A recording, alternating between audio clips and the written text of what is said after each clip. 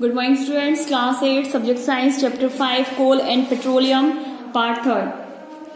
तो इसमें हमने आपको पेट्रोलियम के बारे में बताया था।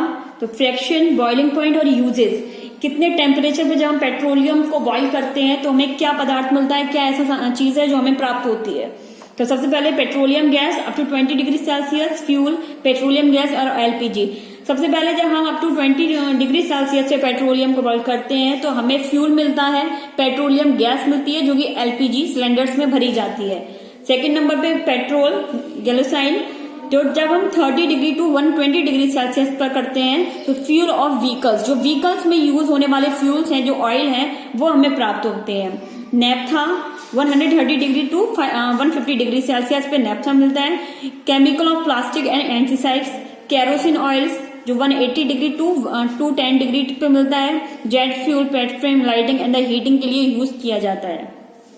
डीजल ऑयल जब 270 डिग्री से 340 डिग्री सेल्सियस तक करते हैं तो ऑटोमोबाइल फ्यूल्स, जो ऑयल होता है जो ऑटोमोबाइल में यूज होता है, वो मिलता है। Lubricant oil above 350 degree Celsius तो polyester and wax lubricant and machinery.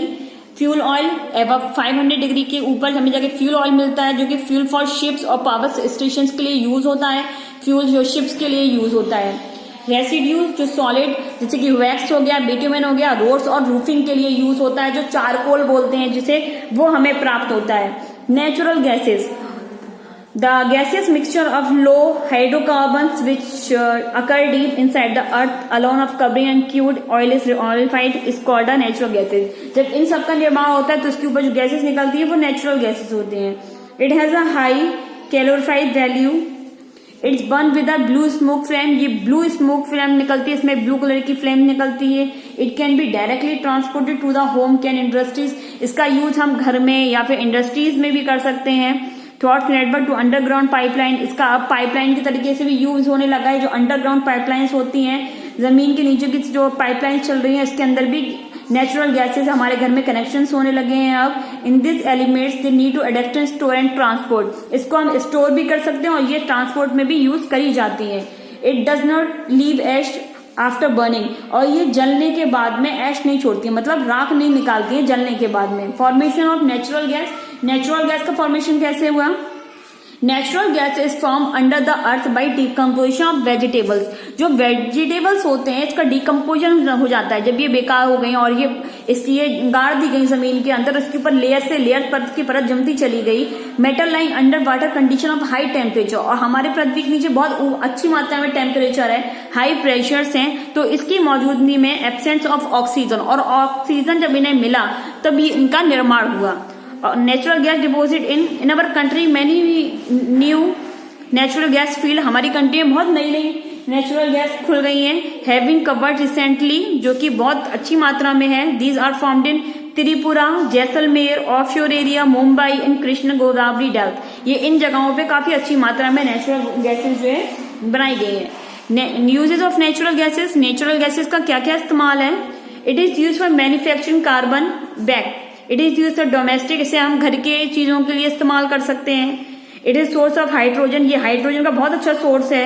Gas need fertiliser industry, जहां हम फर्टिलाइज करते हैं, अगर हम खेती बाड़ी के लिए भी इसका इस्तेमाल कर सकते हैं। It is use to raw material, कच्चे पदार्थों के लिए। मैन्युफैक्चरिंग पेट्रोकेमिकल फर्टिलाइजर, अगर हम किसी कंपनी में चाहें तो भी इसका यूज कर सकते हैं। Compressed natural gases CNG, natural gas can be compressed under high pressure to obtain compressed natural gas. CNG और LPG, ये दो तरीके की गैस पाई जाती हैं।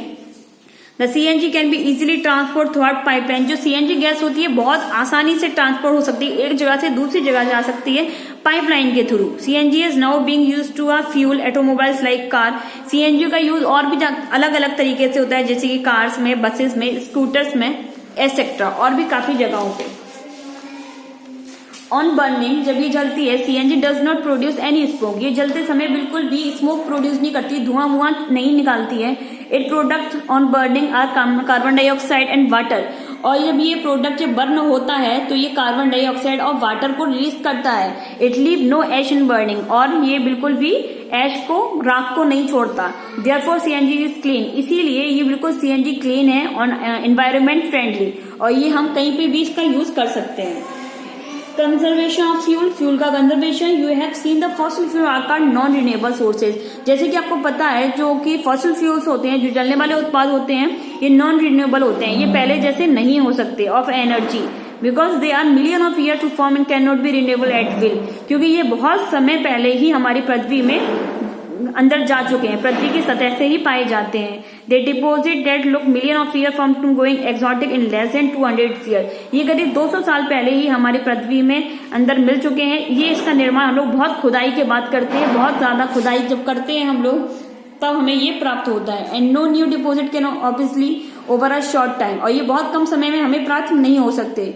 Fuels must be conserved as much as possible so that the exciting deposit could be stored in maximum extent. The wind used to fossil fuel is called the conversion of fossil fuel. जब fossil fuel हमें ऐसे प्राप्त हुए जब हमारे जैसे कि समुद्र की तट के पास में कुछ जानवर हैं या कुछ एनिमल्स हैं जो समुद्र के अंदर रहते हैं और वो डेड हो गए, जब वो मृत हो गए और वो मिट्टी में दब गए और उनके ऊपर उसकी लेयर परत के परत जमती चली गई, इससे इसका निर्माण हुआ। We can do it by adopting the following method.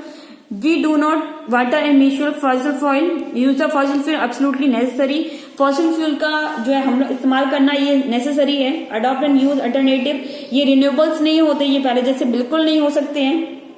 Sources of energy such as solar, wind and the biomass energy. And अगर हमें एनर्जी का सोलर यूज करना है तो ये सोलर से कर सकते हैं, विंड से कर सकते हैं और बायोमास एनर्जी से भी कर सकते हैं। It is better to use biogas as a domestic fuel. अगर बायोगैस का यूज करते हैं, जो बायोगैस जो हमें भैंस के गोबर से प्राप्त होती है बायोगैस, उसका इस्तेमाल हम डोमेस्टिक फ्यूल्स में भी कर सकते हैं, वो भी एज अ फॉसिल फ्यूल के रूप में। Use room heater, cooler and other such thing when only when absolutely needed. Use solar cooker, जैसे कि आजकल सोलर कुकर भी चल रहा है जो कि हमें सीधे सनलाइट से प्राप्त होती है, जो लाइट उससे बनता है। Heater and ड्राइज when ever possible, जो भी हम यूज कर सकते हैं बिजली बचाने के लिए वो हम यूज कर सकते हैं, जैसे कि सोलर कुकर, हीटर्स जो सोलार से मिलते हैं, ड्रायर्स जो सोलार से प्राप्त होते हैं।